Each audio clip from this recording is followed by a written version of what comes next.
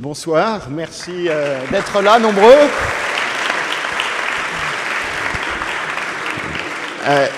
C'est toujours assez émouvant de se retrouver sur les bancs de la fac. Et si je puis me permettre un petit sentiment personnel, c'est une émotion pour moi aussi, car j'ai accepté par amitié pour Sylvain Kern et l'équipe de la Cité de la Réussite d'être le modérateur de ce débat. Et ça me rappelle quelques souvenirs, puisqu'il y a presque 20 ans, ils étaient étudiants à la Sorbonne. Je créais l'émission Capital sur M6 et ils étaient venus me voir pour me demander de les aider à mettre en forme les petits déjeuners de la réussite qui, ici à la Sorbonne, permettaient un dialogue entre les étudiants et des personnalités qui avaient eu des parcours de vie assez exceptionnels. Et quand on voit ce que sont devenus les petits déjeuners de la réussite et la Cité de la Réussite, c'est une émotion et un souvenir qui me fait très plaisir. Alors, le thème du débat de cet après-midi, ici, dans cet amphithéâtre Richelieu, entre performance économique et responsabilité sociale, quelle place pour l'homme dans l'entreprise? On pourrait poser la question un peu différemment en disant comment les entreprises exercent-elles leur responsabilité sociale dans un monde ouvert à la concurrence, dans un monde où il faut s'adapter en permanence, de plus en plus vite, et dans un monde où il y a, en France en tout cas, une perception de l'opinion souvent qui est la perception d'une forme d'insécurité économique, une perception parfois aussi en France d'une place de l'homme un petit peu comme une variable économique dans la grande compétition mondiale.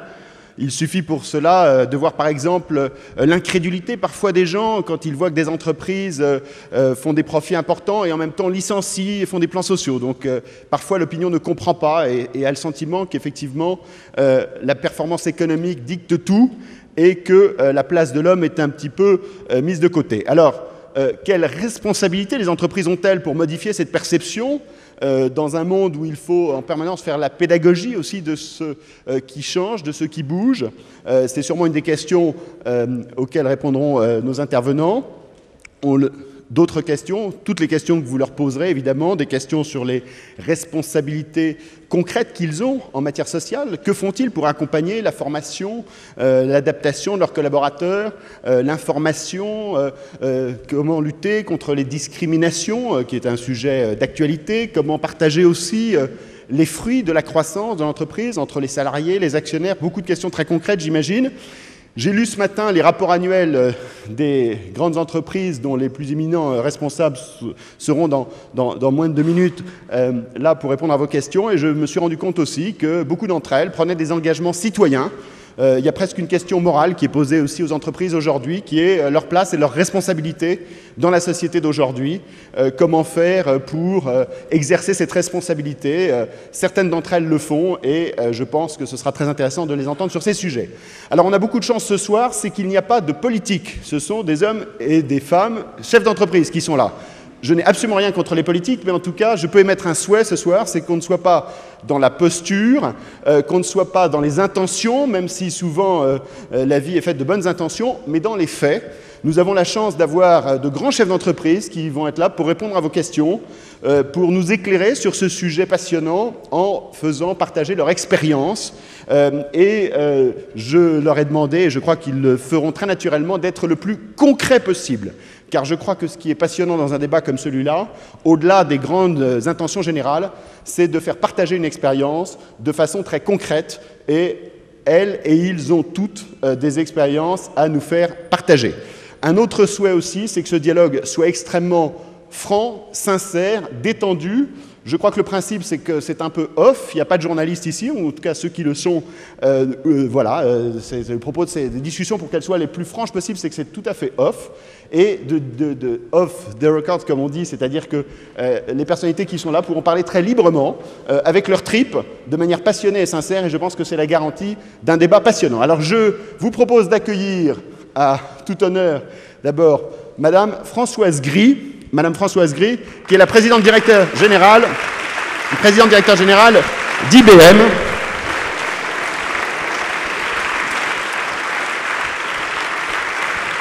Depuis 2001, Françoise Gris, qui a fait l'essentiel de sa carrière chez IBM, où elle a commencé à travailler en 1981. Elle préside cette grande entreprise, enfin en France, cette grande entreprise. IBM, c'est une des plus grandes marques mondiales. IBM qui aussi a dû s'adapter à un environnement particulièrement mouvant ces dernières années, avec les grandes mutations dans le monde de l'informatique. International Business Machine, ce sont les initiales d'IBM. En fin 2004, IBM vendait sa dernière usine de fabrication et de commercialisation d'ordinateurs à une entreprise chinoise pour se concentrer sur les logiciels et sur le conseil informatique. C'est dire comme elle s'est adaptée avec une culture anglo-saxonne qu'il sera intéressant de partager ce soir aux grandes mutations de l'économie. Alors, j'accueille également maintenant Jean-Paul Bailly. Jean-Paul Bailly qui a consacré l'essentiel de sa vie professionnelle à la modernisation de grandes entreprises publiques. Jean-Paul Bailly, qui est aujourd'hui le président d'une des entreprises préférées des Français, La Poste. 86% des Français font confiance à La Poste. Il a été pendant 8 ans le président de la RATP. Et La Poste vit, elle aussi, une incroyable mutation, puisque cette entreprise publique qui longtemps était dans des activités presque sans être confrontée tellement à la concurrence, et bien aujourd'hui 2/3 des activités de La Poste sont ouvertes à la concurrence. La concurrence est de plus en plus forte puisqu'il y a une ouverture à la concurrence des activités de La Poste, et Jean-Paul Bailly mène cette modernisation de façon tout à fait remarquable, et ça sera passionnant de l'entendre. C'est aussi l'un des premiers employeurs de France. 300 000 postiers font partie de cette très grande entreprise. Alors, j'appelle à rejoindre ce débat Franck Esser, qui est le président directeur général d'une jeune entreprise, SFR. Alors SFR, c'est une entreprise qui est sur un marché très porteur, forte croissance, la téléphonie mobile. C'est le deuxième opérateur de téléphonie mobile en France, pratiquement plus de 17 millions de clients d'SFR. Une entreprise jeune, moyenne d'âge 35 ans, une entreprise de 8000 salariés, 10 fois plus qu'il y a 10 ans, c'est dire la croissance sur ce marché de la téléphonie mobile et de cette entreprise. Enfin, Manfred Bischoff, un des très grands chefs d'entreprise européens. Monsieur Bischoff est le coprésident de ADS aux côtés d'Arnaud Lagardère.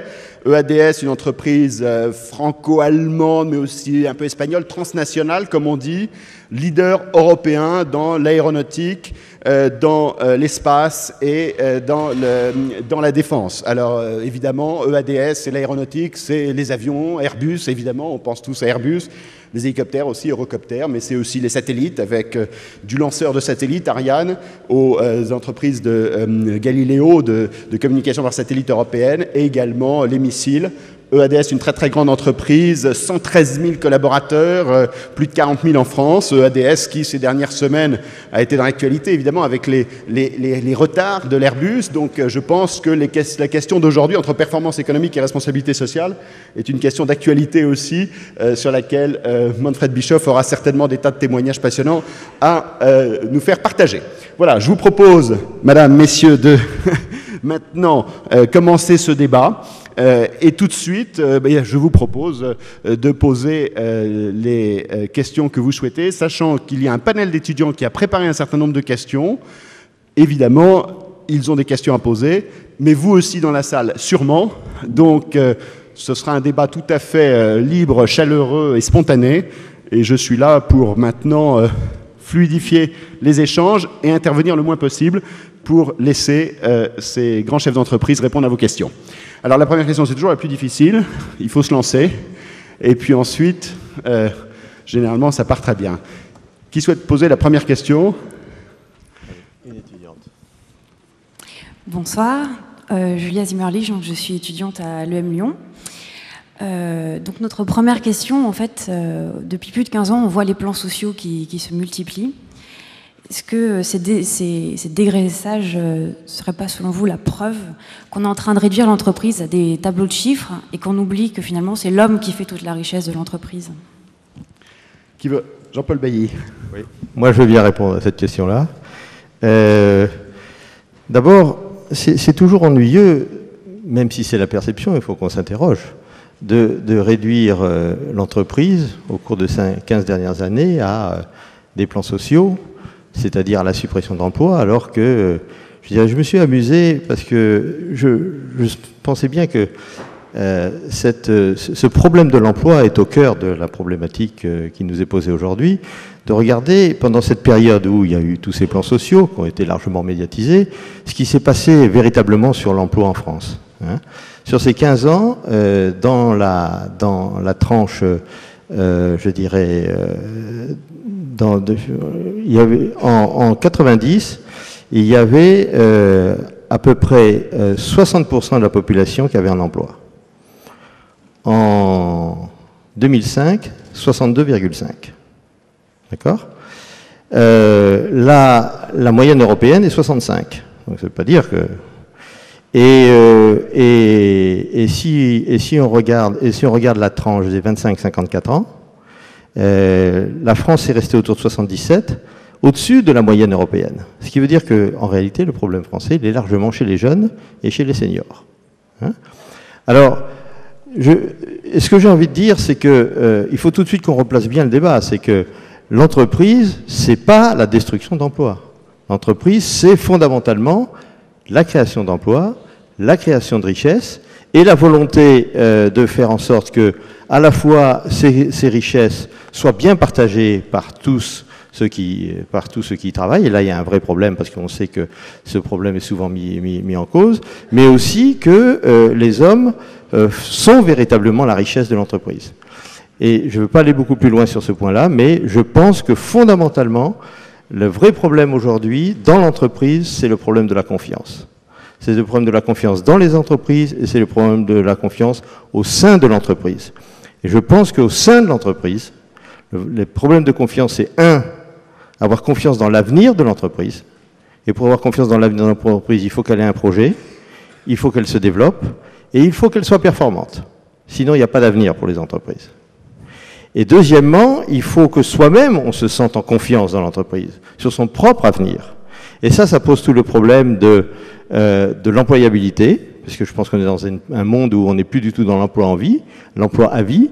Par contre, l'employabilité est certainement une dimension tout à fait importante, de même que les perspectives à la fois de promotion, la considération des personnes, la mobilité, la sécurité. Bref, on peut ensuite décliner tous les aspects qui vont créer cette confiance de la personne dans l'entreprise. Mais pour moi, les deux enjeux majeurs, c'est la confiance dans l'entreprise et son avenir, et moi, à l'intérieur de l'entreprise, comment je suis considéré et comment je vois mon propre avenir dans l'entreprise. Oui, moi, je souhaitais, et j'aurais pris à peu près le même angle pour démarrer. Je voudrais y ajouter que ce problème de confiance est aussi lié à un problème de compréhension. Il y a visiblement une vraie difficulté à appréhender le cadre dans lequel les décisions de l'entreprise se prennent. Et c'est vrai que ce cadre, il est devenu global, que l'entreprise s'organise au niveau mondial, qu'elle répartit ses activités sur des grands processus opérationnels qu'elle considère au niveau d'une géographie, un pays, un continent ou au niveau mondial, et que les directions, les évolutions des organisations ne sont pas si simples à décrypter à l'extérieur de l'entreprise ou à l'intérieur de l'entreprise. Donc ce problème de confiance qui est très clairement exacerbé par les médias qui parlent plus facilement de l'entreprise ou presque exclusivement de l'entreprise au travers des plans sociaux et qui parlent peu de l'aspect de création de richesse qu'on évoquait. Mais ce problème de confiance ou d'insécurité à l'intérieur de l'entreprise vient, à mon avis, de la difficulté à appréhender ce cadre plus général et pour chacun des collaborateurs à l'intérieur de l'entreprise de se projeter à l'intérieur de l'entreprise dans ses compétences vis-à-vis de son propre futur. Et finalement, la responsabilité sociale de l'entreprise, puisque c'est le sujet qui est posé, où la place de l'homme dans l'entreprise passe par un contrat entre l'entreprise et son collaborateur autour de cette gestion de la compétence à un moment donné et dans le futur. Et il me semble que c'est la façon de remettre la réalité de l'homme et de sa contribution à l'intérieur de l'entreprise. Alors la question de la confiance donc et de la compréhension, c'est vrai, je m'attendais à ce que les médias soient touchés, la responsabilité des médias. Je pense, en homme de médias qui défend les médias, que et c'est la question que j'ai envie de vous poser aussi, est-ce que les entreprises n'ont pas une responsabilité, là encore, pour faire comprendre à l'opinion aussi comment elles travaillent et comment elles peuvent créer de la richesse, et, parce que, comme l'a rappelé Jean-Paul Bailly, elles créent plus de richesse qu'elles n'en détruisent. Franck Esser. Pour nous, SFR, c'est une situation qui est un peu spéciale parce que nous sommes une société, comme vous avez dit, qui est très jeune. Mais maintenant, on a fait une croissance très forte. On a multiplié notre collaborateur par 10 pendant les dernières 10 années. Mais aussi, on a eu un problème de confiance. Et c'est pour ça qu'on a travaillé avec nos collaborateurs pour créer un système de valeurs communes. Concrètement, par exemple? On a créé il y a 2 ans avec nos collaborateurs, on a dit on a besoin de nos couleurs. Pour notre collaborateur, qu'est-ce que c'est SFR? C'est plus qu'une société qui gagne l'argent, on gagne l'argent, mais c'est beaucoup plus. On a trouvé 5 valeurs chez nous, c'est la passion, agilité, créativité, ténacité et engagement. Et ces 5 valeurs sont très importantes pour nous parce que ce n'est pas l'efficacité, ce n'est pas gagner l'argent. Et ces 5 valeurs sont aussi prises dans l'évaluation annuelle de chaque de nos collaborateurs. C'est-à-dire c'est très important de respecter ces valeurs aussi dans notre citoyenneté. Ça, je peux témoigner d'une chose pour avoir lu le rapport annuel des SFR ce matin, parce qu'on pourrait penser que ce sont des valeurs, que c'est de la communication, de dire on a comme ça des grands slogans. En même temps, je dois dire une chose tout à fait, qui m'a tout à fait marqué, c'est que dans le rapport annuel, il y a une liste d'engagements qui sont pris au début de l'année, d'engagements sociaux, d'engagements de tout type, et il y a une colonne avec ont-ils été réalisés ou pas? Donc une vraie transparence sur l'information avec un vrai suivi, et ça c'est peut-être une des voies de l'entreprise de demain. Manfred Bischoff, en introduction à ce débat, souhaitez-vous donner votre vision aussi de la responsabilité sociale de l'entreprise? Airbus, ces dernières semaines, a été assez touché par l'actualité. Premièrement, je m'excuse pour ne parler français parce que mon français est trop limité. Comme ça, je veux continuer en anglais. First, EADS is a rather young company. It actually is only 6 years old. But if we look back, I think, because the question was, what is really the social responsibility of a company? I think we have to do away with 2 misconceptions. The first misconception is that the company is there to create jobs. A company is there to produce good products or to produce good services for customers and do that to the satisfaction of their customers and to the satisfaction of those which have given their money to do it. Naturally, to achieve that, the most valuable thing every company has are its employees. Because none of us as managers would ever create any value, any product, without our employees. So it is absolutely clear the highest value in a company is its employees. So the second misconception is that there could be lifetime employment and a guarantee for employment in one company for the entire working life. It's very simple, We all in a company have to make decisions in insecurity. So you don't know exactly whether your decisions in the future will be right or wrong. The likelihood that sometimes you may be wrong, unfortunately, happens. Because, nobody is so damn sure that every time he makes the right decisions. That means from time to time, you have to adapt, for example, your employment force. Personally, I have gone through different cycles in the aerospace industry. I had to cope with the big problems in the past, laying off 25,000 people in the Dolores time in Daza. Since we created the EADS, I think we have created about 20,000 jobs again. Now we are at a crossing point where we probably will have to shorten our labor force. Let me put it that way. In which way we will do it is we have to discuss with the labor side. I think the prime social responsibility in an enterprise is to look for the future and be sure that whatever decision you take is responsible also vis-à-vis the workforce for the future, because it helps nobody you know, you come to the crossing point where you have to make a decision.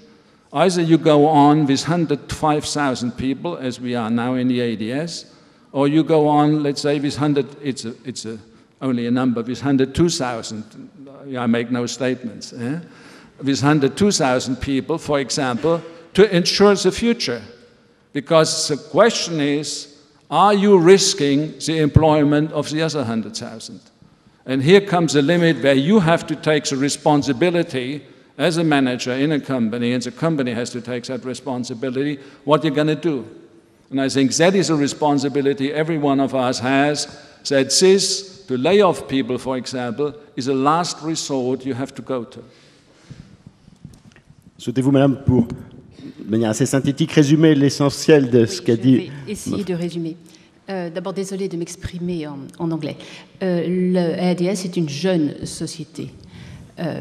Que dire maintenant de la responsabilité sociale de l'entreprise? Alors je crois qu'il y a deux erreurs qu'il faut éviter. Tout d'abord, l'idée que l'entreprise a pour mission de créer des emplois, ça n'est pas vrai.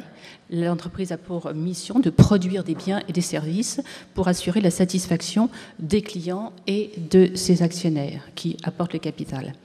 Il faut donc, pour y parvenir, l'ingrédient le plus indispensable, bien sûr, c'est l'employé. Ce sont les ressources humaines sans quoi on ne peut rien faire. C'est donc ça la priorité. La deuxième erreur que l'on commet parfois, c'est de croire encore à l'emploi à vie. Ça n'est pas possible. Nous avons toujours des décisions à faire. Toute décision implique une certaine insécurité, une certaine mutation. On ne sait pas toujours si la décision qu'on prend débouchera sur des résultats positifs ou pas. Et parfois, il arrive qu'on se trompe. Donc, il faut pouvoir adapter ses effectifs.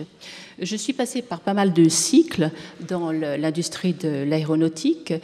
Au départ, il y a eu énormément de licenciements au moment de DASA. Chez DADS également, chez EADS également, on a créé des emplois et on a créé quasiment le même nombre d'emplois que ceux qu'on avait supprimés chez DASA, du moins dans un premier temps. C'est vrai que maintenant, il va probablement falloir procéder à certaines rationalisations, c'est-à-dire finalement il va falloir réduire également nos effectifs. Et je crois que la responsabilité d'un chef d'entreprise, c'est d'envisager l'avenir, car c'est comme cela également qu'il permettra d'assurer les emplois aux générations à venir. Et il faut, je crois, éviter de faire courir des risques aux employés de l'avenir, des risques de perte d'emploi. Pour ce qui est de la responsabilité sociale de l'entreprise, moi je pense personnellement que tout licenciement doit être considéré comme un dernier recours. Alors, propos introductif qui met bien le sujet de l'entreprise au cœur de ce débat et de la mission des chefs d'entreprise, donc effectivement de satisfaire un marché, de créer de la richesse et des emplois avec cette responsabilité au quotidien. Vous disiez effectivement le licenciement, le dernier recours. Est-ce que vous avez eu, les uns et les autres, est-ce que vous vous souvenez du premier licenciement que vous avez eu à opérer et comment vous avez pris cette décision? Personnellement, j'en ai jamais vraiment eu affaire, sauf de collaborateurs immédiats, hein, c'est-à-dire des gens qui faisaient plus l'affaire, mais des licenciements de type économique, hein, personnellement, je n'en ai jamais eu affaire. J'ai toujours été dans des entreprises où il y avait des turnovers suffisamment importants, c'est-à-dire des départs en retraite significatifs, et dans lequel on pouvait faire progresser la performance de l'entreprise, ce qui est tout à fait fondamental. C'était vrai à la RATP, mais c'est encore bien plus vrai à la Poste, en s'appuyant sur ces départs naturels et sur un concept d'employabilité dans le groupe. Quand on a un groupe de 300 000 personnes, on a une vraie possibilité d'employabilité, c'est-à-dire de jouer sur l'évolution des compétences et sur la mobilité. Et donc, Et finalement, le contrat social qui existe dans une entreprise comme la Poste pour sa modernisation, c'est d'un côté, nous mettons en place des organisations plus performantes, ça veut dire qui produisent des produits ou des services plus apprécié du client. Ça veut dire qu'ils consomment moins de ressources, donc en général moins d'emplois, mais ça veut dire aussi dans lesquels ceux qui travaillent dans ces organisations plus performantes s'y retrouvent en matière de qualification, en matière de possibilités de promotion, en matière de cadre de travail.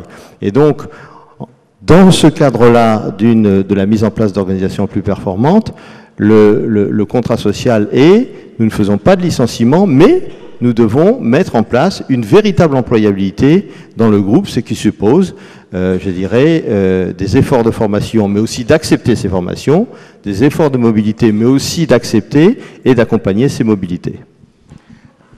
Françoise Gay, est-ce que IBM France a eu à faire des plans sociaux ?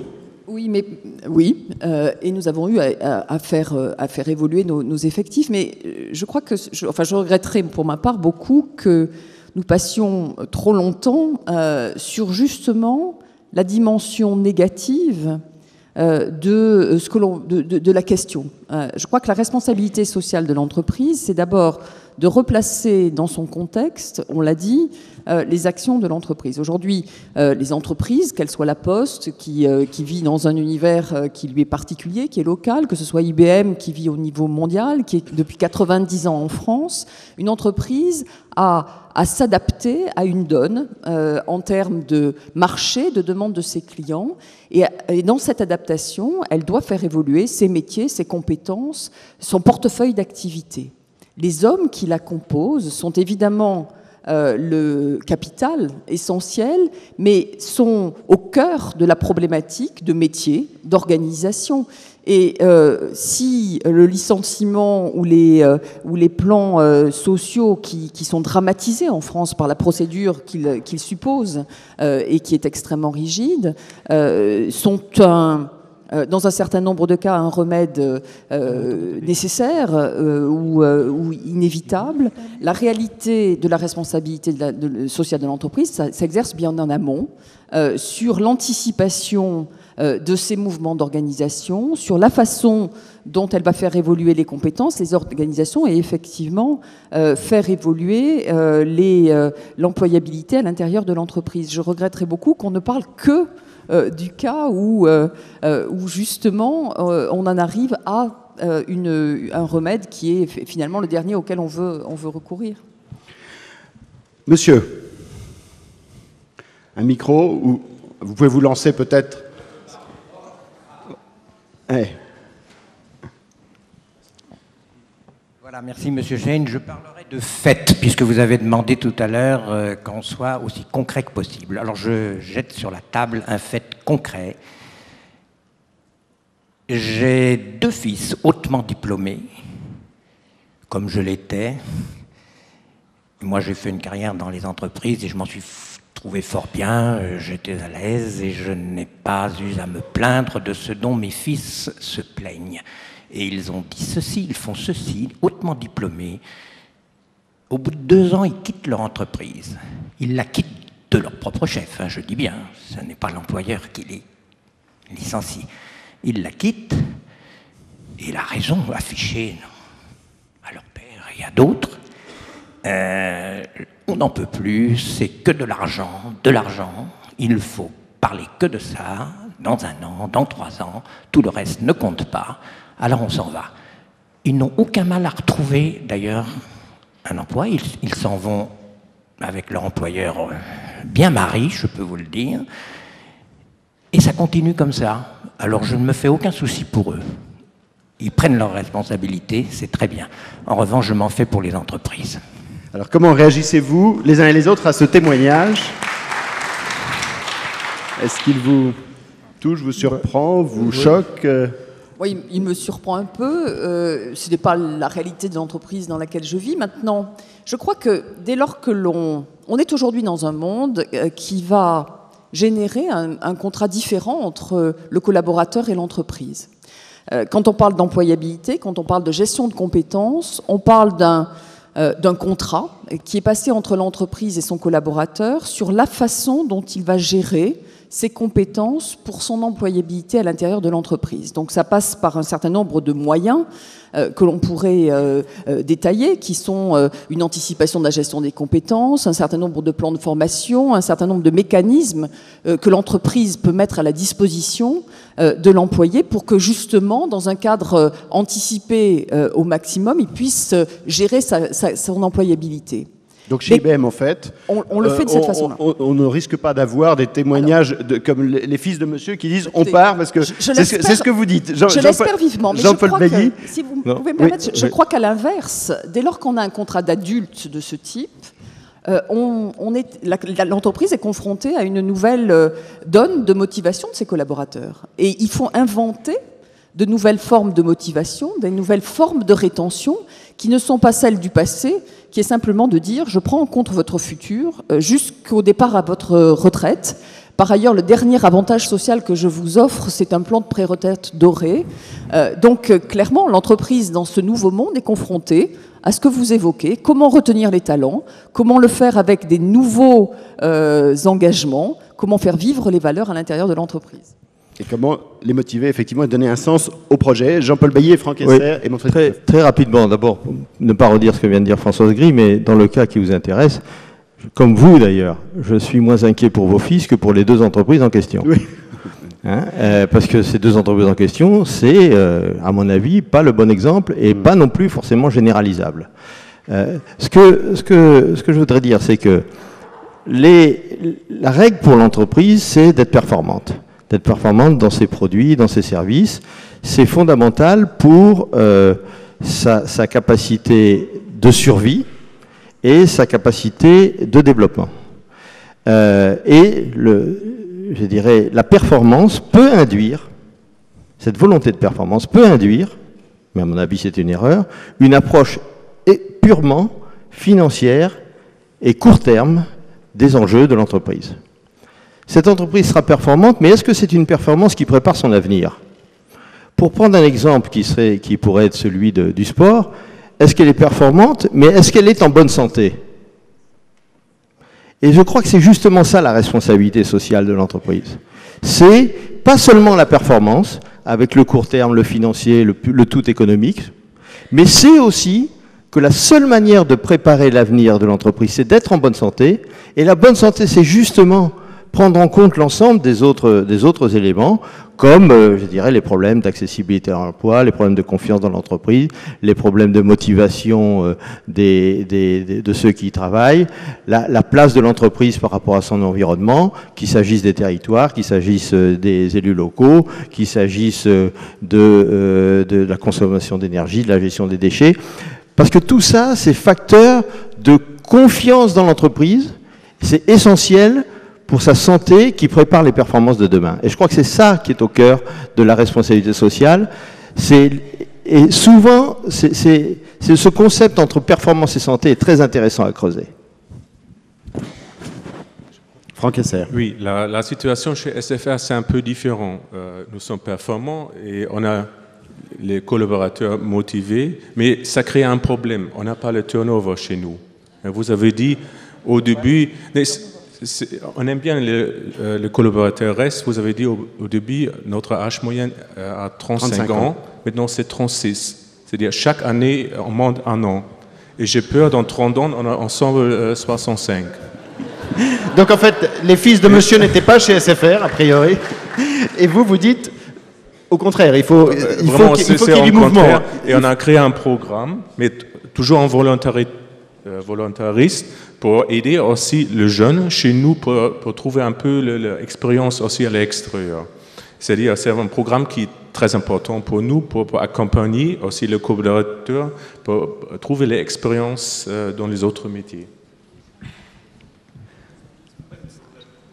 Monsieur ? Oui, je voudrais poser deux questions. La première question, c'est ce qui concerne un concept. Je voudrais savoir comment le concept de création de valeur peut se conjuguer avec la volonté de responsabilité sociale dans l'entreprise. Les chefs d'entreprise, des grandes entreprises, enfin les chefs d'entreprise cotés, ou même des moyennes entreprises cotées, ont régulièrement comme affirmation, nous voulons faire de la création de valeur pour les actionnaires. création de valeur s'entend pour les actionnaires. Donc comment ça se conjugue avec la responsabilité sociale de l'entreprise? La deuxième question que je voudrais poser, c'est qu'on a on a le sentiment que la financiarisation de l'économie se développe de façon très importante, notamment sous l'influence anglo-saxonne. Je voudrais parler de deux choses. Les opérations de LBO, enfin financement par achat d'effets de levier, qui consistent ni plus ni moins à s'engager à ponctionner l'entreprise sur 10 ans pour permettre à ceux qui l'ont racheté de payer la dette avec laquelle ils l'ont racheté. Bon, je sais que ça existe depuis longtemps, mais c'est un concept tout de même très particulier. Pour les non-initiés à LBO, c'est qu'on rachète une entreprise en s'endettant et qu'on rembourse cet endettement sur les profits à venir de l'entreprise. Voilà. La deuxième chose, c'est la pression permanente des marchés financiers, avec notamment des notions de court terme, des prévisions qui sont maintenant obligatoires à 6 mois, mais que certaines donnent à 3 mois, et la pression donc des données financières à court terme pour dicter l'évolution de l'entreprise. Si je peux résumer votre question, je ne sais pas qui souhaite y répondre, est-ce que la pression financière n'est pas un moment contraire à l'intérêt à long terme de l'entreprise que définissait création de valeur aussi. Hein, la création de valeur qui, donc, sur le long terme, doit se payer. Qui souhaite répondre à cette question ? Moi, je veux bien me lancer en vous disant que la pression que je ressens personnellement au quotidien, c'est plutôt la pression des marchés, des clients, qui évoluent fondamentalement dans leurs demandes, qui recherchent de l'efficacité dans ce qu'ils achètent, qui demandent des services de plus en plus sophistiqués, de plus en plus personnalisés, et qu'ils demandent ces services au meilleur coût. Donc la première des pressions, si tant est que ce soit une pression que l'on reçoit comme négative, je crois que c'est une pression positive, c'est d'abord une extraordinaire encouragement, on va le dire gentiment, à innover à l'intérieur de l'entreprise. Et c'est ça la première des pressions que je crois les uns et les autres nous ressentons à l'intérieur de l'entreprise. Monsieur Bischoff. Just a word, because the gentleman with his 2 sons, if they so excellent, why they don't come to EADS? Je réponds tout de suite à l'intervention de monsieur et à propos de ces 2 fils. S'ils ont autant de qualité, pourquoi est-ce qu'ils ne viennent pas chez EADS? You know, just because you made the remark that people are only working for money, I don't see that. In EADS, we have a vision. We would like to produce the best aircrafts in the world, the best helicopters in the world, the best satellites in the world, and the best missiles. Besides that, our employees also would like to get a decent payment for it, which is quite normal. But I think that vision is driving the company and should drive the company. But I would come back to your question. Is the financial market really pushing us companies in the wrong direction? There are always, you know, markets sometimes have the tendencies to exaggerate. But what we basically should do, at least have a basic trust in market forces. Clear, there is a short-term investor, and if you look at your own behavior, where you put your savings, it is with those which give you the best return inside a year. Or you make your choice on the long run, you say, okay, I'm not interested in a yearly return, but on a 10 or 20 years return. It's the same choice an investor has, whether he goes short-term or long-term. Surely there is some exaggeration. You know, I'm not a friend of quarterly results, because in the aircraft industry that is ridiculous. Because, you know, our products usually have a payback period which is 12 to 20 years. If we are unlucky, they never pay back. So, you know, we have somewhere to trust that in the long run, the market will know whether recipes for short-term success are really successful or not. And I very much believe in the long-run perspective of especially industrial business, because our business is usually long-run, and I'm convinced there are enough investors out there which are interested in the long run. Oui, on peut. À propos... Oui, juste sur la question, on peut aussi dire... Non, j'aurais voulu... Pardon, non? Ah, pardon. Pour ceux qui... rapidement Je suis pas... Peut-être que tout le monde a compris en anglais aussi. Beaucoup parlent anglais? Non. Alors, ouais. Bien. Je ne suis pas d'accord quand vous dites que les gens ou les entreprises ne travaillent que en vue de l'argent. Non. Je pense que chez nous, par exemple, on veut produire toujours la meilleure qualité, les avions, les hélicoptères, les satellites.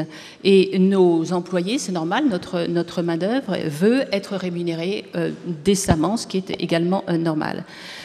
Quant à votre question à propos de la pression financière qui nous ferait déraper ou aller dans la mauvaise direction parfois, je pense que c'est un peu exagéré. Non, je pense que il faut quand même faire confiance aux forces du marché. Il est tout à fait normal lorsqu'on investit, enfin comme vous, quand vous placez votre argent, vous attendez la meilleure rentabilité. Bien sûr, tout dépend du terme. Si vous visez simplement la rentabilité à 1 an, bien sûr, ça n'est pas du tout la même chose que si vous visez la rentabilité à 20 ans. Et je pense que pour les investisseurs, c'est pareil. Ils doivent se décider, est-ce qu'ils veulent du court terme, est-ce qu'ils veulent du long terme. Je ne suis pas du tout favorable, personnellement, aux résultats trimestriels, d'autant plus que dans l'industrie de l'aéronautique, la rentabilité, finalement, elle se calcule sur 12 ans, voire même sur 20 ans. Si on a de la chance, en fait, normalement, c'est à très long terme. Par conséquent, je ne pense pas qu'on puisse juger de la réussite ou du succès sur le court terme, surtout dans le domaine industriel. Merci. Jean-Paul Bailly, vous vouliez ajouter un mot? Oui, avec toutes mes excuses. Je voulais juste ajouter le fait qu'il était intéressant de se voir développer, à côté de ce que vous évoquez, monsieur, de cette pression financière extrêmement forte, de manière à peu près systématique, dans toutes les sociétés cotées, mais aussi dans les sociétés qui ne le sont pas, les notations sociales. Et les notations sociales avec des entreprises comme Vigeo, etc., sont en train de devenir quelque chose de tout à fait important. Et aussi un outil de pilotage à l'intérieur des entreprises, où on croit finalement dans une entreprise qu'on est bon sur tel domaine et pas bon sur tel autre. Et quand on fait ces analyses de responsabilité sociale, qui sont systématiquement du benchmarking, on se rend compte que finalement, c'est pas forcément là où on croyait qu'on était à la pointe qu'on l'était, et pas forcément là où on croyait où on était mauvais, qu'on était effectivement mauvais. Et donc, c'est vraiment un outil de progrès dans l'entreprise qui est important, d'autant plus que, sur la première intervention de tout à l'heure, souvent les entreprises ont des politiques, mais ce qui est très difficile, c'est de savoir comment elles se déploient à l'intérieur de l'entreprise. Et ces dispositifs-là permettent de mesurer très précisément la manière dont une politique se déploie ou ne se déploie pas dans l'entreprise et les résultats atteints ou pas atteints. Oui, bien sûr, on a la pression financière qui est là, mais on a plus aussi la pression de nos clients, les organisations de consommateurs qui fait plus en plus la pression, la politique, le régulateur, on a une pression qui est très très forte. Vous rejoignez le point de vue de Françoise Gris en disant oui, ça. c'est ça. Mais on a besoin de trouver un équilibre pour nos collaborateurs. Parce que si les collaborateurs ne sont pas motivés et pas engagés pour l'entreprise, on n'a pas la performance économique. Monsieur, on vous entend bien.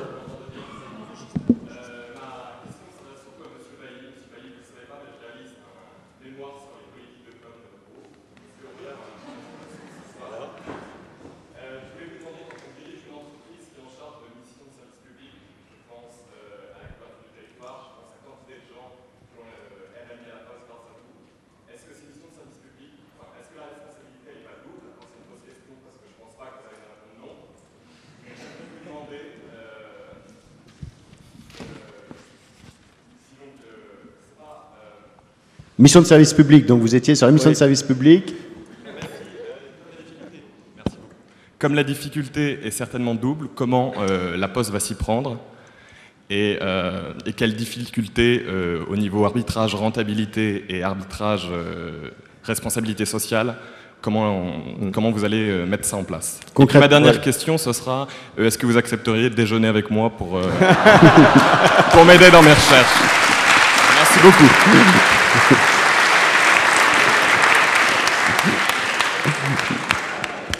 Alors la réponse à la deuxième question est forcément oui. Bien joué. Bien fait de poser la question.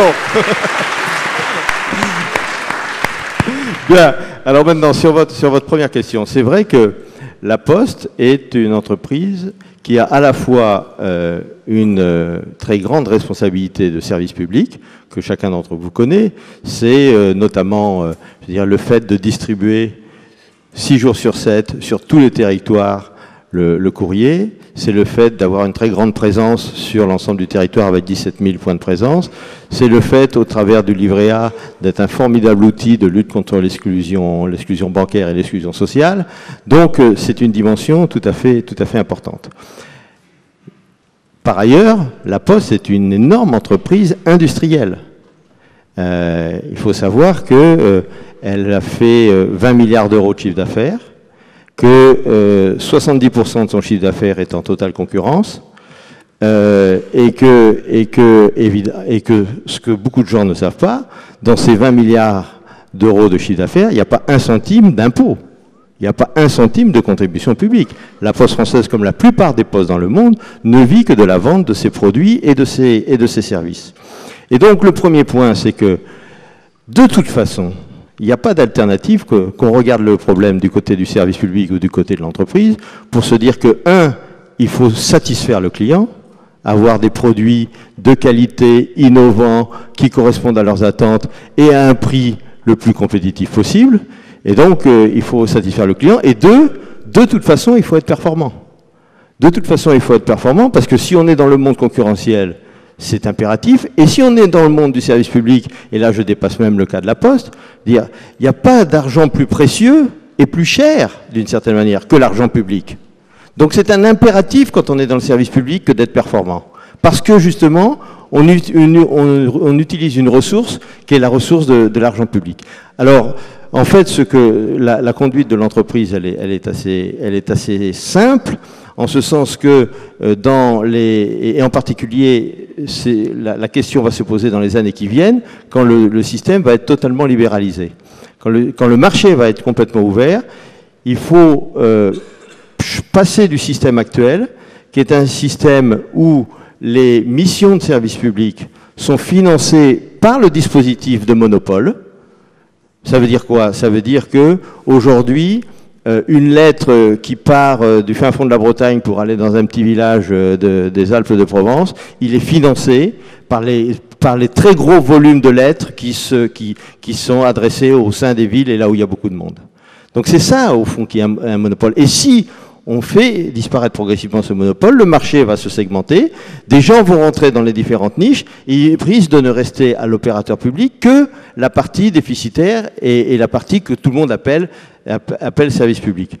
Et donc, comme moi je crois que c'est bien d'ouvrir un marché, que c'est bien d'avoir la concurrence, parce que c'est fondamentalement sain, ça rend les entreprises plus réactives, ça oblige à l'innovation, ça oblige à la performance, mais dans le même temps, il ne faut pas du tout que cette ouverture à la concurrence se traduise par une diminution de la qualité des missions de service public, ce que craignent beaucoup de Français. Et pour y parvenir, il n'y a qu'une seule solution, c'est d'être beaucoup plus clair qu'aujourd'hui sur ces missions de service public. Il faut être capable de les définir, de les évaluer et de dire comment on va les financer.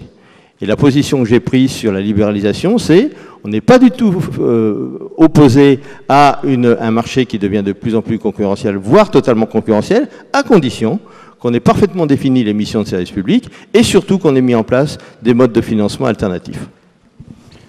Merci. Monsieur, et puis ensuite les étudiants.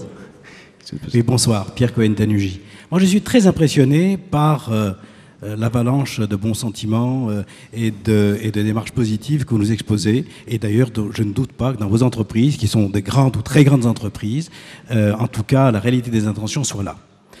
Mais vous réalisez naturellement que vous ne représentez pas la réalité de la majorité des entreprises en France, ni même probablement ailleurs. Et donc ma question c'est, est-ce que vous croyez que vous, avec cette vision que vous avez, est-ce que vous croyez que vous, homme de médias, et vous, homme d'entreprise, vous pouvez faire quelque chose pour que ces bonnes pratiques soient un peu plus généralisées? Déjà peut-être en les appliquant chez vous, c'est déjà un signe important. Je ne sais pas ce qui... Je pense qu'une entreprise rayonne. Elle rayonne dans l'ensemble, dans la relation qu'elle a avec ses clients, on l'évoquait, et dans la démarche qui est de la création de valeur au service des stratégies d'innovation qui sont centrales aujourd'hui pour se différencier dans toutes les entreprises en France et dans le monde. Il y a une capacité à rayonner sur un certain nombre de comportements, sur la gestion des talents, la gestion des compétences, mais dans la gestion également des relations avec les partenaires, avec l'ensemble des entités ou des organisations gouvernementales ou sociétales, avec des collaborations avec les différents campus universitaires. Une entreprise a largement capacité à rayonner. Personnellement, j'espère qu'IBM le fait au travers de programmes très concrets que nous avons dans des collaborations avec nos partenaires universitaires, dans la façon dont nous considérons nos relations et l'éthique avec laquelle nous voulons faire nos affaires avec nos partenaires commerciaux. Donc toutes sortes de démarches qui rayonnent, qui se répandent dans l'écosystème d'une entreprise. Et je crois qu'il n'y a pas d'autre finalement solution que d'attaquer les grandes causes par des petits moyens que l'on peut les uns et les autres néanmoins contribuer à faire rayonner de façon très, très pertinente. Montrez l'exemple. Oui, moi je rebondirais sur ce que dit Françoise en disant qu'on peut rayonner effectivement par l'exemplarité. Je vais vous donner un exemple. Je veux dire, par exemple, si vous regardez aujourd'hui la population des guichetiers ou des facteurs de la Poste, que chacun d'entre vous connaît, vous serez d'accord avec moi pour dire que c'est une population qui ressemble à la population française, sur laquelle il y a un vrai effort d'intégration par un travail qui est fait au sein des cités, par la présence des bureaux de poste dans plus d'un millier de cités souvent réputées difficiles, par un très gros travail en termes d'apprentissage. On a à peu près 2000 personnes qui rentrent dans l'entreprise tous les ans au travers de processus d'apprentissage, et ces processus d'apprentissage sont très, très liés au terrain et au recrutement local. On pourrait dire la même chose de la mixité. Donc il y a vraiment, je pense, alors c'est particulièrement vrai de la Poste, parce que la Poste, tout le monde la voit, donc je veux dire, elle se doit tout particulièrement d'être exemplaire, mais en même temps, elle peut, à partir de ses propres pratiques, que chacun peut constater, je pense, rayonner d'une certaine manière, et être un acteur qui peut aider à développer la confiance dans le pays. Des exemples concrets, donc Franck Esser. Oui, chez nous, SFR, on a un exemple très petit, mais aussi très concret. Parce qu'il y a un an, on a créé un programme qui s'appelle Passport Engineer Telecom. Et l'idée de ce programme-là, d'aider les jeunes élèves dont ils sont sensibles, d'obtenir un diplôme ingénieur. Et là, on a commencé très petit. Et l'idée n'était pas de donner un bourse, vraiment donner la tutorat de nos collaborateurs à ces jeunes-là. Et on a commencé avec quarantaine de tuteurs chez nous, et avec cinquantaine des élèves. Et aujourd'hui, on a plus de 100 tuteurs chez nous des SFR qui aident les jeunes, qui donnent un peu le conseil, qui donnent aussi le conseil, qu'est-ce que l'entreprise, tout ça. Et c'est un très grand succès maintenant parce qu'on a aussi on a convaincu les autres sociétés comme Alcatel, Motorola, tout ça. Aujourd'hui, on a presque 400 tuteurs qui aident 400 élèves pour obtenir, dont ils sont sensibles, leur diplôme ingénieur. C'est un très grand succès. On anime aussi IBM, tous les autres sociétés participent, il y aura plus. Et en fait, c'est aussi très important, c'est pas nous, on fait ça toujours ensemble avec les ministères, c'est dans le système qui existe aujourd'hui. Donc une initiative effectivement de SFR, le passeport ingénieur télécom, dans les quartiers sensibles pour avoir une formation d'ingénieur à ces métiers qui embauchent beaucoup, les métiers de la téléphonie mobile notamment. Monsieur ?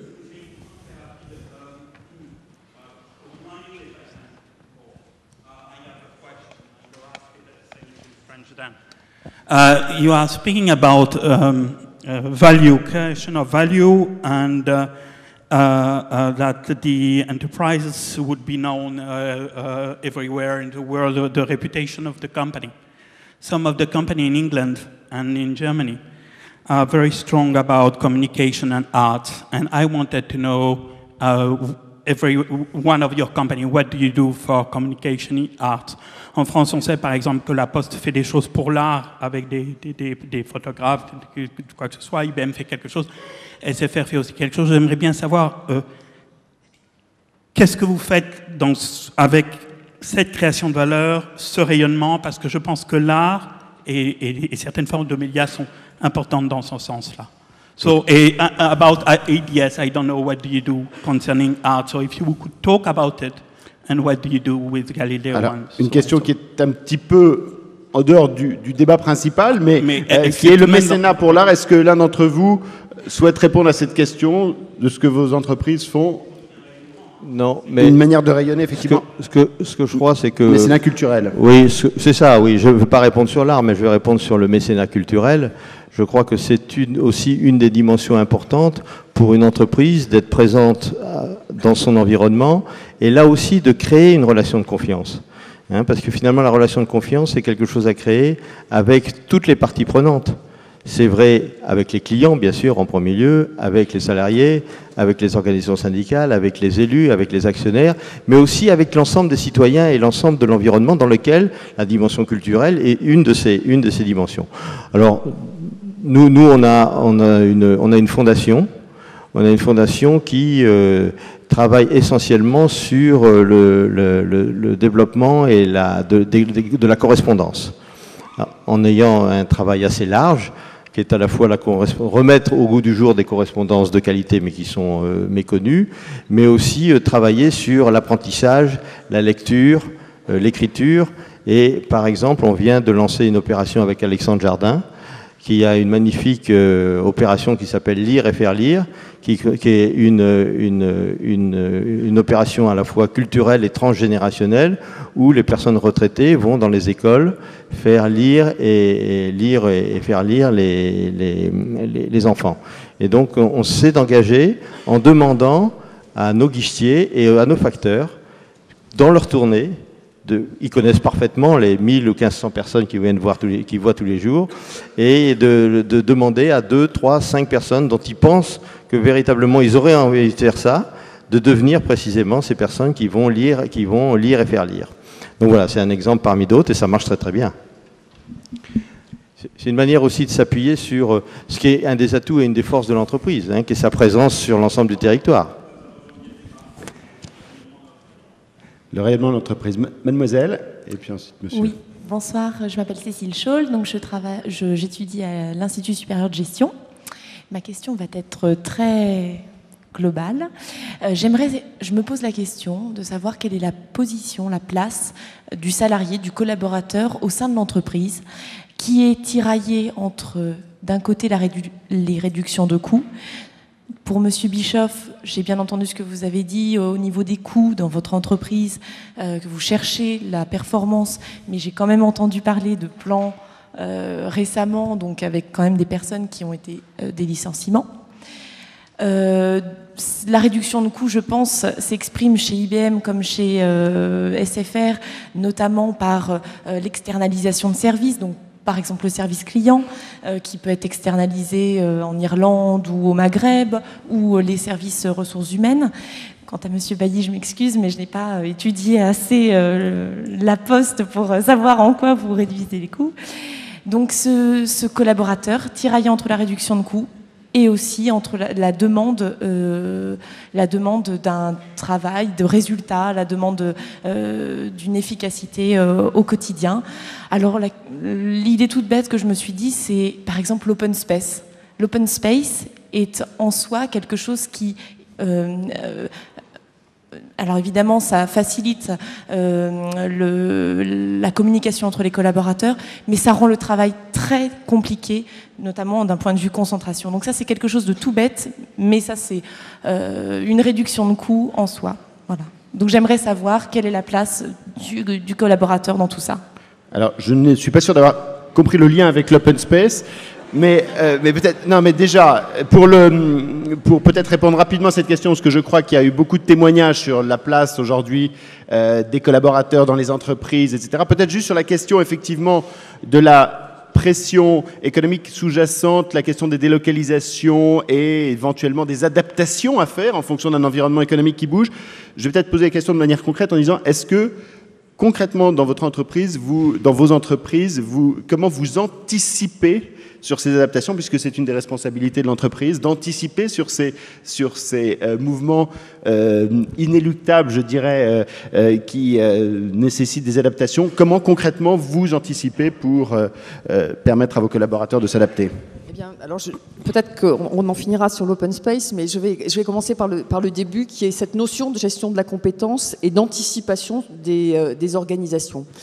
À IBM, nous avons décidé de jouer très profondément le jeu du dialogue social sur ce sujet-là et de travailler sur un plan à 2 ans, sur les évolutions organisationnelles, les évolutions en termes de métiers, de compétences à la base de ces métiers qui seront nécessaires d'envisager dans les 2 ans à venir. Et à partir de ce plan, qui est discuté, partagé avec les partenaires sociaux, nous déclinons un certain nombre de programmes qui sont des programmes de formation, qui sont des programmes de formation individuelle, bien sûr, et nous dépensons aujourd'hui 5% de la masse salariale pour former les collaborateurs. Alors former, bien sûr, nos ingénieurs, il faut que leurs compétences qui sont aujourd'hui up-to-date continuent à être up-to-date, mais aussi pour faire en sorte que les collaborateurs à l'intérieur de l'entreprise aient les moyens de se reconvertir, de faire évoluer leurs compétences.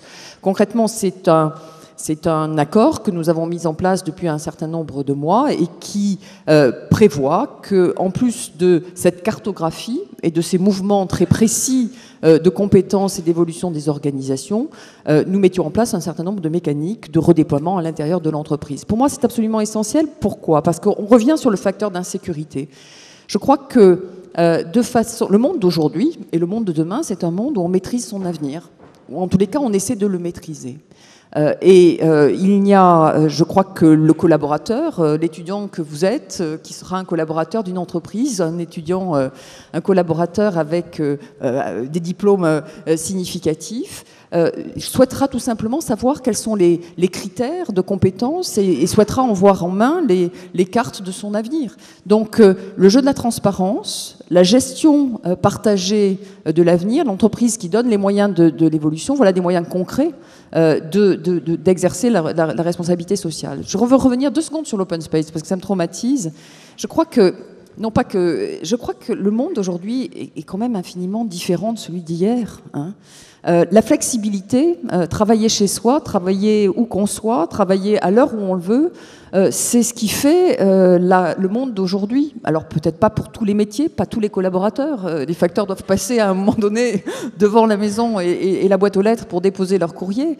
Mais dans une entreprise comme IBM, qui est aujourd'hui ancrée dans le monde des services, qui veut être le partenaire d'innovation de ses clients, qui a 95% de cadres, de jeunes diplômés comme vous, imaginez que le monde est un monde où on travaille dans un bureau, assis toute la journée comme on l'était il y a 25 ans ou 30 ans, moi, me désolerait. Hein.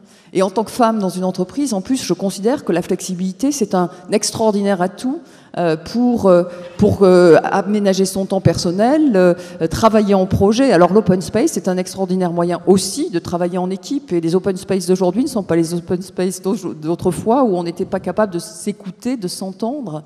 Donc je crois qu'au-delà de le lieu est révélateur de la forme d'emploi.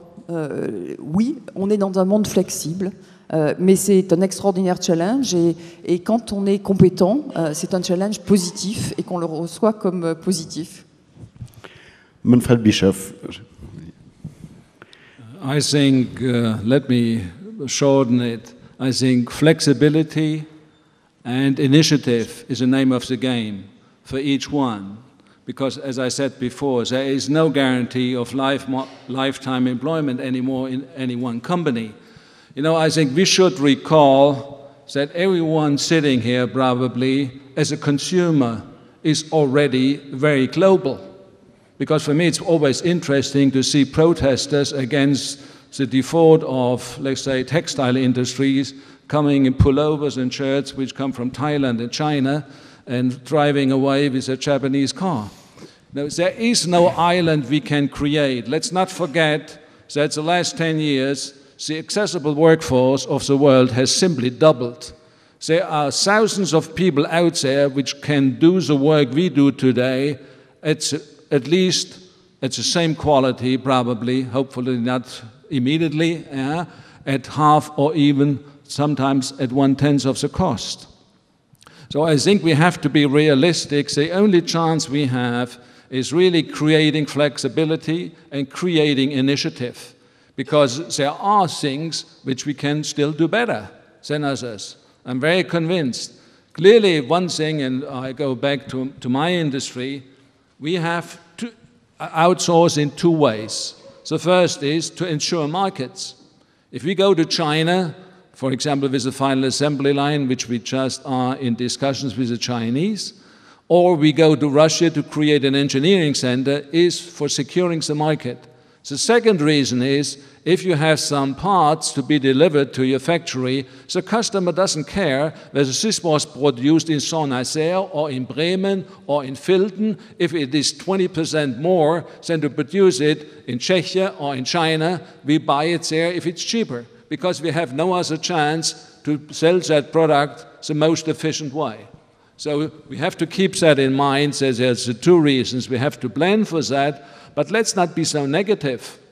Usually, and there's a study done by Harvard University, that one outsourced job usually creates 1.2 jobs at home, because, you know, it creates more efficiency also, so you gain by sometimes outsourcing. It's not always the case, for sure, but on average, I think it's something we shouldn't be too afraid of.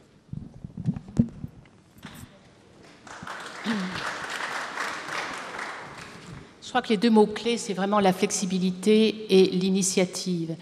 Je l'ai dit tout à l'heure, on ne peut plus garantir l'emploi à vie. Et je pense que vous tous qui êtes ici présents, en tant que consommateurs, vous êtes déjà mondiaux en tant que consommateurs. Ainsi, dans l'industrie du textile, bon, les chemises, les pulls venus de Taïwan, quelqu'un qui les porte et qui est au volant d'une voiture japonaise, il est impossible de créer, de se constituer en une île. Il y a des millions de personnes dans le monde qui ont la capacité de faire ce que nous faisons, la qualité équivalente, pour la moitié du prix, voire parfois le 10e du prix. Donc, la seule chance qui nous reste, c'est la flexibilité et l'inventivité. Et il y a encore des choses, d'ailleurs, que nous sommes à même de faire mieux. Ainsi, dans le secteur qui est le mien, lorsque nous avons délocalisé, c'était essentiellement pour deux raisons. Pour être présents sur des marchés comme la Chine, par exemple. D'ailleurs, nous avons monté une chaîne de montage là-bas, ou en Russie, où il y a des ingénieurs. Et finalement, qu'est-ce que ça peut faire si tel ou tel produit est fabriqué à Brême, par exemple, s'il est 20% moins cher, s'il est fabriqué en Tchétchénie, et on l'achète à moindre prix. Merci. Il y a autre chose. I can show you.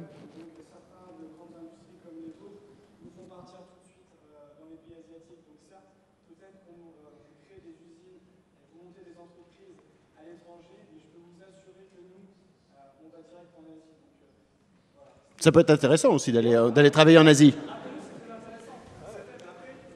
Non, c'est un témoignage intéressant, ça prouve qu'aujourd'hui...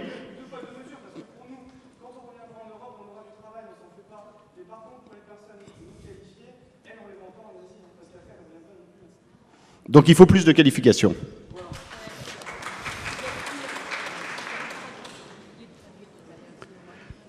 Oui, cette délocalisation qui n'est...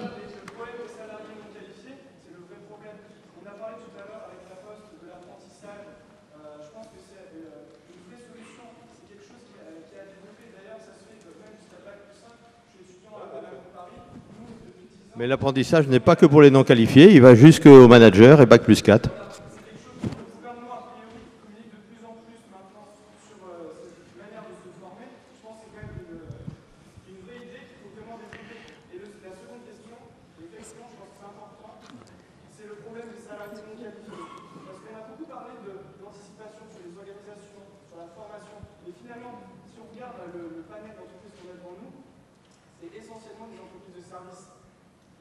Aujourd'hui, je pense qu'en France, il se pose véritablement le problème des personnes qui n'ont pas de qualification.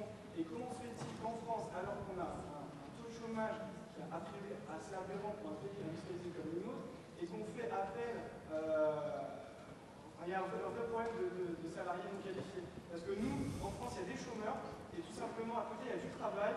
Pourquoi il y a un problème d'inadéquation? Ça, je pense qu'il faut que vous nous répondiez à ça. Et je terminerai simplement. Passionné, en tout cas.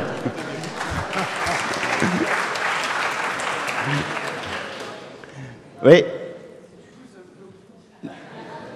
Ah ben déjà, c'est très riche comme question. La question de la non-qualification, comment concrètement les entreprises, vous pouvez aujourd'hui pallier peut-être à un déficit de formation qu'il y a eu ou, et faciliter... Je vais peut-être bouleverser une vraie conviction, parce que je la vois, c'est délocalisation n'est pas égale à non-qualification. Aujourd'hui, les métiers qui émergent, enfin, quand on parle de l'Asie, quand on parle de l'Inde, quand on parle de la Chine, bien sûr, il y a des emplois industriels qui se sont créés dans ces pays-là, mais les métiers et qui se créent en Inde en particulier sont des métiers de haute qualification. Et pourquoi ? Parce que ces pays ont investi sur la compétence et aujourd'hui produisent entre 200 000 et 300 000 ingénieurs par an, là où l'Europe tout entière en produit dans des facteurs 10 fois moindres. Donc, Françoise Gris, vous dites exactement ce que disait en fait ce monsieur, qui disait que lui, comme étudiant, on l'envoie justement délocalisé, donc c'est vrai qu'il y a des qualifications importantes. Mais indépendamment de la délocalisation, sur la question de la non-qualification, de ceux qui sont moins qualifiés, qui sont... comment est-ce que... les réponses. Mon point est de dire que la non-qualification et le personnel non qualifié, dès lors qu'il y a de la richesse dans un pays, vous créez des métiers moins qualifiés. Il y a toute une série de métiers de services qui ne nécessitent pas des qualifications extrêmement sophistiquées, qui sont non délocalisables. Vous prenez les métiers de la construction, vous prenez le métier des services à la personne, vous prenez toute une série de services qui n'existent que parce qu'il y a de la richesse dans un pays. Et vous traitez le problème, d'une certaine manière, de l'emploi des personnes non qualifiées. Ça ne veut pas dire qu'il n'y a pas des mutations industrielles qu'il faut savoir gérer et qu'il faut savoir accompagner, en particulier quand elles touchent des personnels non qualifiés, parce qu'elles sont plus cruelles, parce qu'elles touchent souvent des bassins d'emploi qui sont très spécialisés et qui sont touchés au même moment par un certain nombre de vagues industrielles, mais l'emploi non qualifié n'est pas nécessairement le premier touché par ce que vous avez en tête et sur la délocalisation. La réalité, c'est que les compétences vont se répartir dans le monde en fonction des compétences. Et je reviens sur mon point, parce que c'est un point auquel je tiens énormément, et avec des choses beaucoup plus sophistiquées et une catégorisation beaucoup plus sophistiquée que non-qualification, qualification. Quels sont les métiers qui émergent? Ils se font essentiellement sur la notion de quelle est la compétence la plus pointue qu'une entreprise va rechercher sur tel ou tel domaine sur lequel il va investir parce que c'est un synonyme d'innovation.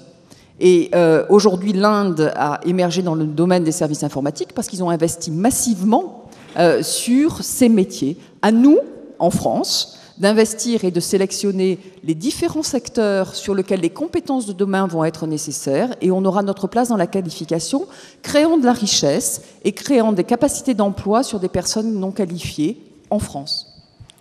Merci. Juste rapide.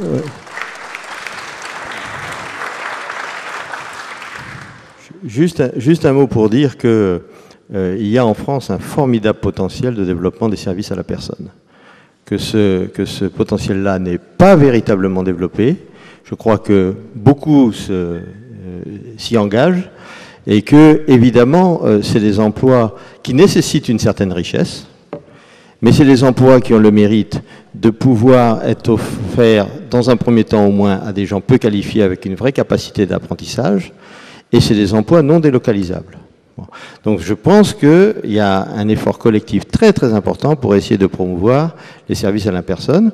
D'ailleurs, c'est ce que la Poste essaye de faire, puisque dans ses stratégies de diversification, en s'appuyant sur le fait qu'elle est partout sur le territoire, qu'elle a un très bon capital de confiance, qu'elle maîtrise les flux financiers avec le CESU et la Banque Postale, elle peut être un acteur, une enseigne tout à fait importante en France pour essayer de promouvoir et professionnaliser les services à la personne.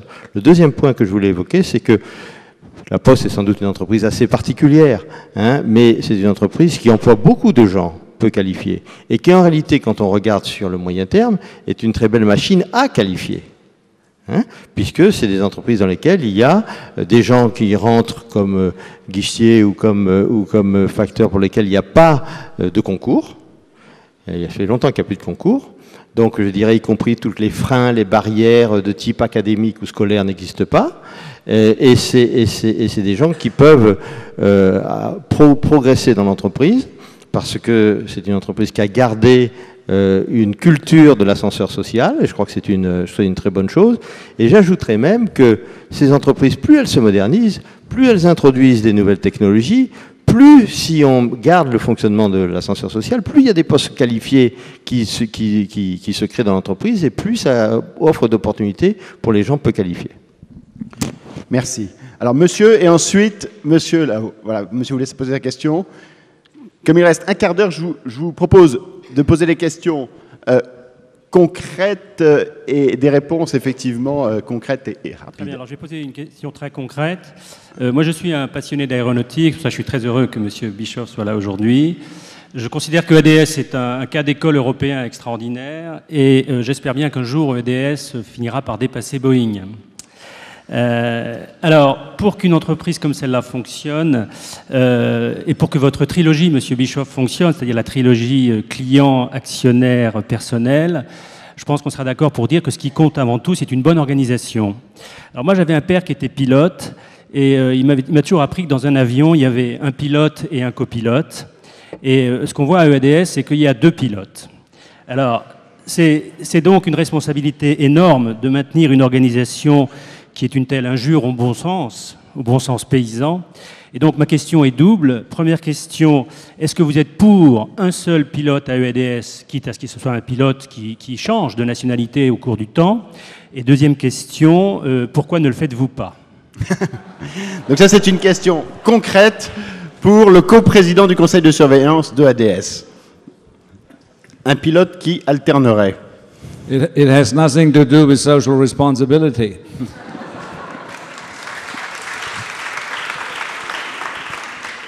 But, you know, simply to have 2 CEOs is maybe not the ideal, but it depends who the 2 CEOs are, whether it works quite well.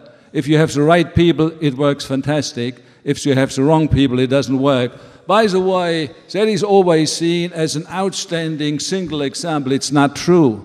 In a lot of American companies, for example, which is a homeland of market capitalism, you have an executive chairman and you have a president, or you have a president and the CEO is very strong. So you sometimes have a lot of 2 persons leading a company. In British companies, you have an executive chairman and you have the CEO. So it's not unusual. That is not our basic problem, not at all.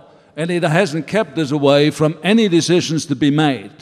Our problem is somewhere else, especially on the 380. We just didn't do our job right, because otherwise we wouldn't be 2 years late. That is our problem, and that has been inside the management. It has not been blue collar. It has been inside the management that we didn't perform world class. And I guarantee you, we have been ahead of Boeing, and we will be ahead of Boeing again. It's just a question of time.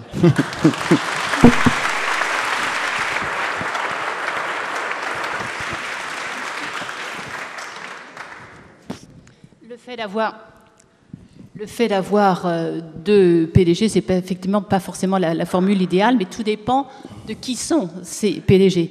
Si ce sont des gens qui font l'affaire, très bien, ça marche. Si ce n'est pas le cas, eh bien, ça ne marche pas. Il y a beaucoup d'entreprises aux États-Unis, qui est quand même le haut lieu du capitalisme de marché, où il y a un duo à la tête des entreprises. Vous avez l'executive chairman et le président est le CEO. Et pourquoi pas? En soi, ça n'est pas un problème. Et c'est assez fréquent. C'est pas ça qui empêche de prendre les bonnes décisions. Pour ce qui est du 380, le problème, c'est qu'on n'a pas fait du bon travail. Sinon, on n'aurait pas 2 ans de retard. Et c'est un problème qui se situe au plus haut niveau de la hiérarchie et non pas un problème au niveau des employés. On a été devant Boeing dans le passé et on le sera de nouveau à l'avenir. Merci. Monsieur? Oui? Et puis... si vous poussez la responsabilité sociale, je crois qu'il faut l'avoir peut-être de manière un peu plus mondiale. On a beaucoup parlé de délocalisation. Je pense que le fait de délocaliser des fonctions sur des marchés plus compétitifs, parce que nous sommes dans un monde de compétition, n'est pas nécessairement une mauvaise chose. Ça aide les pays du tiers-monde à se développer, ça crée des marchés, ça vous rend plus performants, et ça crée des marchés pour vos produits qui vont peut-être avoir un potentiel plus grand, et ça empêchera peut-être des gens de venir occuper les écoles ici en France. Donc un plaidoyer pour les délocalisations et le bienfait aussi des délocalisations.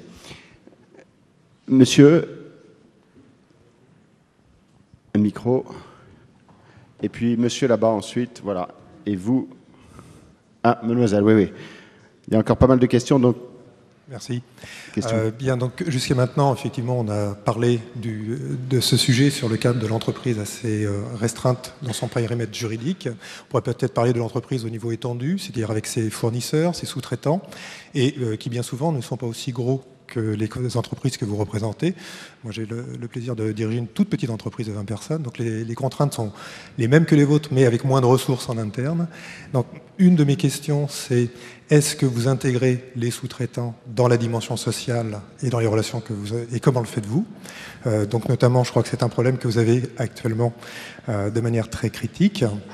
Le deuxième point que je partage avec vous, que vous évoquiez en tout début de débat, qui était en France, nous sommes dans un pays quand même relativement rigide du point de vue de la législation.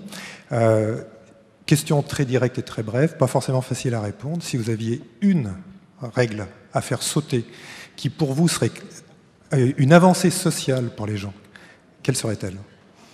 Donc deux questions. Une, effectivement, deux bonnes questions. Alors, on va peut-être commencer par la seconde avant de parler de la relation aux sous-traitants. Peut-être si vous aviez, dans la réglementation, voilà. La mise en place d'un contrat de projet ou un contrat de mission. La réalité d'une entreprise, c'est qu'elle investit sur un projet, sur une mission. Aujourd'hui, quand on investit en France, on voit ça comme un investissement irrémédiable. Et la non-flexibilité de la France empêche l'investissement sur des durées courtes. La réalité des choses, et on le sait bien, c'est qu'une fois le projet est là, une fois que la mission est là, on crée de la compétence et à partir de cette compétence, on est capable de capter la mission d'après et le projet d'après. Dans des groupes comme ceux dans lesquels je suis, à IBM, on a une concurrence internationale et la rigidité de la France fait qu'on a un handicap, a priori, pour attirer un certain nombre de missions, dès lors que par définition, elles se font sur des durées relativement courtes. Donc la notion de contrat de mission et de projet, avec l'accompagnement nécessaire en matière de gestion de compétences, a été un sujet extrêmement vif de polémique, mais néanmoins serait créateur de richesse en France. Jean-Paul Bailly. Moi, ma réponse sera plus générale, c'est simplement arrêter de vouloir tout régler par la loi et faire un peu confiance aux partenaires sociaux avec les contrats.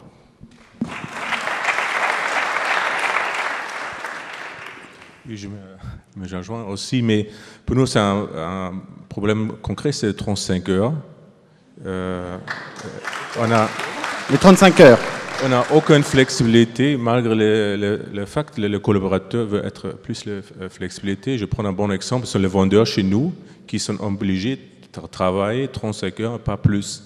Et c'est contre la volonté, c'est contre la société, que c'est contre tout, aussi contre nos clients. En même temps, ils peuvent... donc, le problème de 35 heures qui les empêche de travailler plus, les vendeurs SFR. Monsieur Bischoff, s'il y avait dans la législation française une chose à changer pour faciliter... You know, I have stepped enough into national feelings, so I don't want to talk about French legislation, because I would like to change a lot of legislation in Europe. It's in France, if it's in Germany, if it's in Spain, if it's in Great Britain, because it's the countries we are in. And I think all of them are usually too rigid. They are against flexibility. And what we need, as I said before, is that we incentivize flexibility and initiative. You know, for me, it's a little bit shocking if I read that 60% of the students in France want to go in public service. Yeah. Nothing against public service, but 60% is quite a high percentage. Where are the entrepreneurs of the future?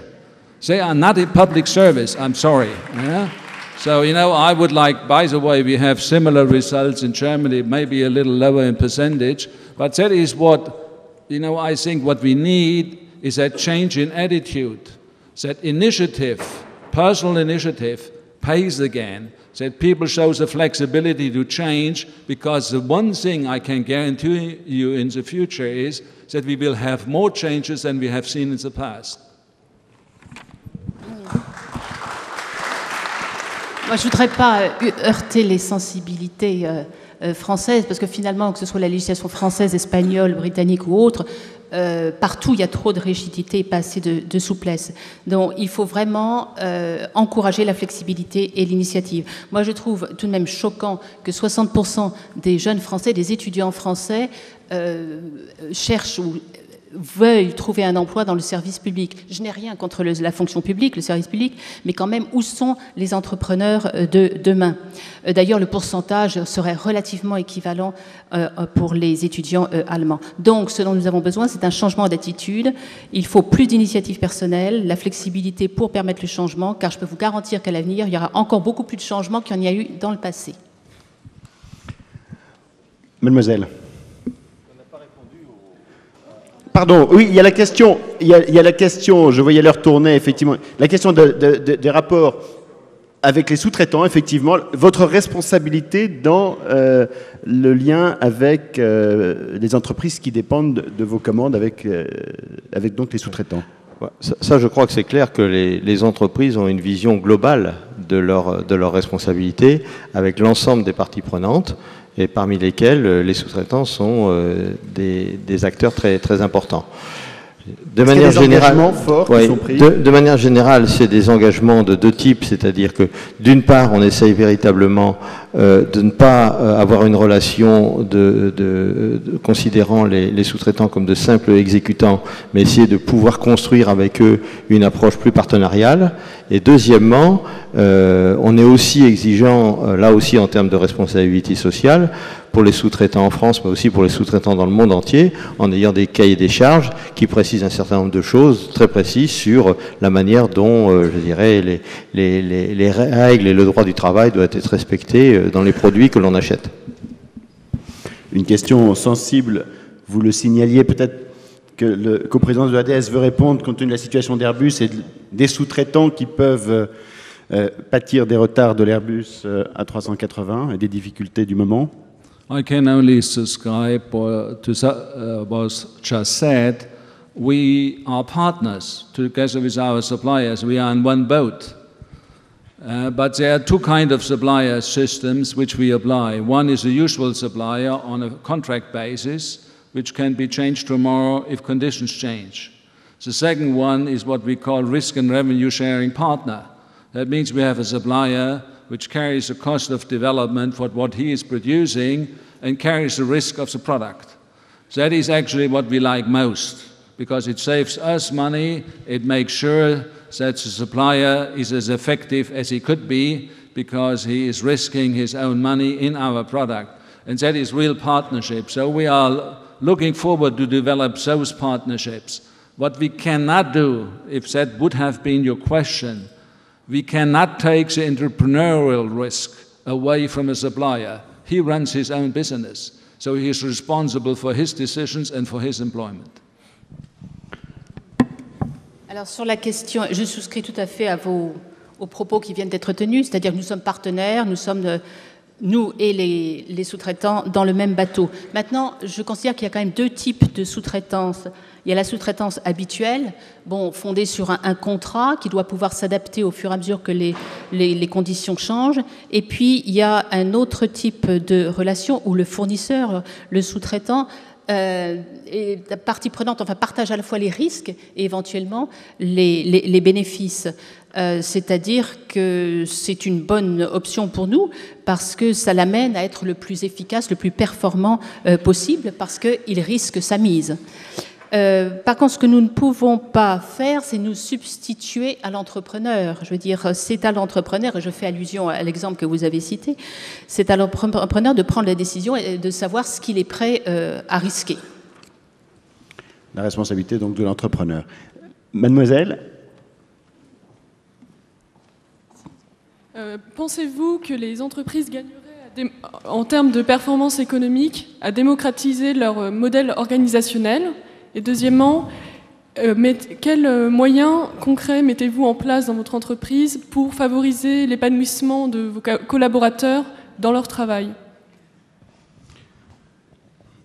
Quand vous dites démocratiser les modèles organisationnels, vous voulez dire qu'est-ce que Par exemple, plus prendre en compte l'avis de personnes qui sont à un niveau hiérarchique d'accord, assez bas. Voilà, est-ce qu'il y aurait à gagner dans les entreprises à instaurer un dialogue sur les modèles d'organisation avec les salariés?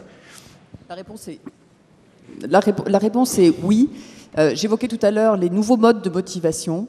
La capacité à offrir à un collaborateur la perception est concrète et prouvée qu'il contribue à la vie de l'entreprise, qui donne son avis sur les organisations, est absolument critique sur la motivation d'un collaborateur. Ce que nous avons fait, nous, en particulier, c'est que nous avons, par 3 fois maintenant, organisé des grands forums de discussion à l'intérieur de l'entreprise et au niveau mondial.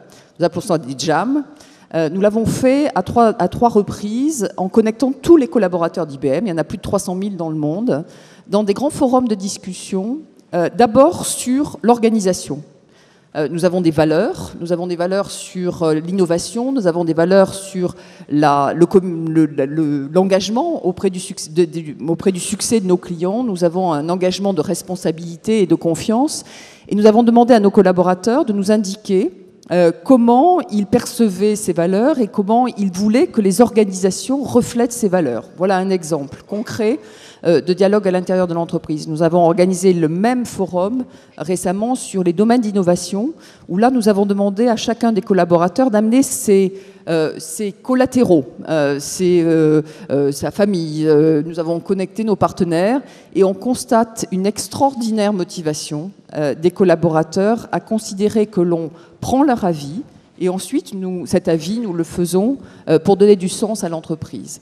Je crois que c'est absolument fondamental dans la réalité des entreprises modernes d'aujourd'hui. Voilà, la démocratie participative, chère Madame Royal, qui s'adapte aussi chez IBM. Non, c'était pas... non, c'était pour faire... Jean-Paul Bailly, il n'y avait aucune connotation particulière. Très rapide, parce que comme le temps commence à être compté, d'abord, je suis totalement d'accord avec ce qui vient d'être dit. Je rajouterai un point. C'est que c'est fondamental pour prendre de meilleures décisions. Parce que les bonnes décisions, elles sont prises en ayant au préalable écouté et pris en considération le point de vue de toutes les parties prenantes et en particulier des collaborateurs.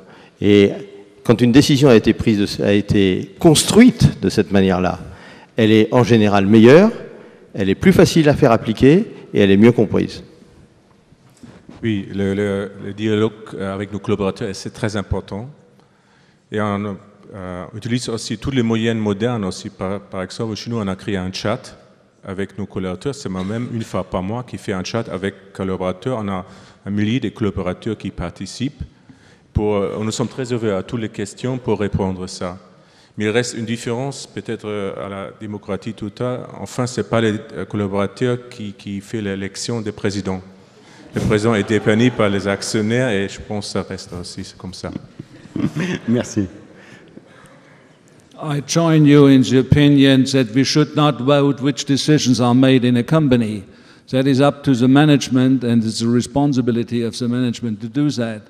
But that has nothing to do that it is absolutely important for every one of us. If you have not your workforce behind you, how will you succeed? So a dialogue is one of the preconditions for success. That's absolutely clear.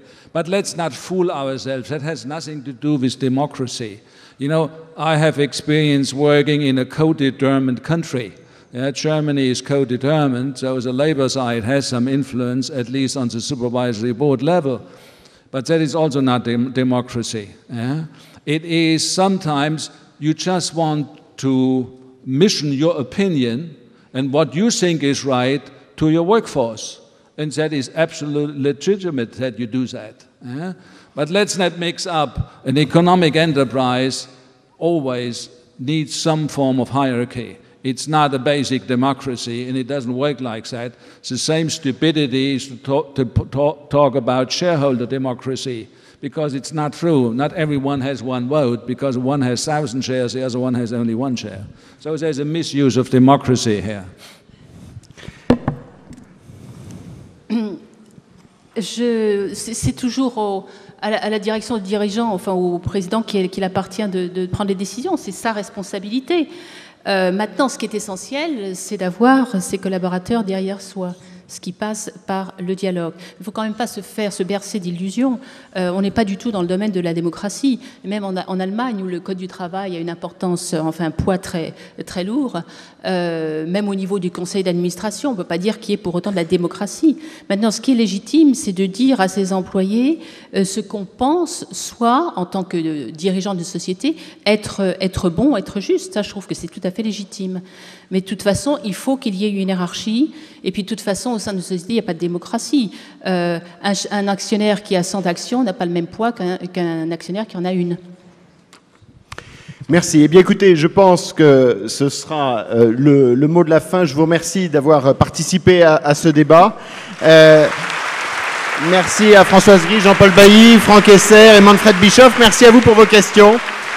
Bonne soirée et j'espère que cela vous aura donné envie d'entreprendre. À bientôt.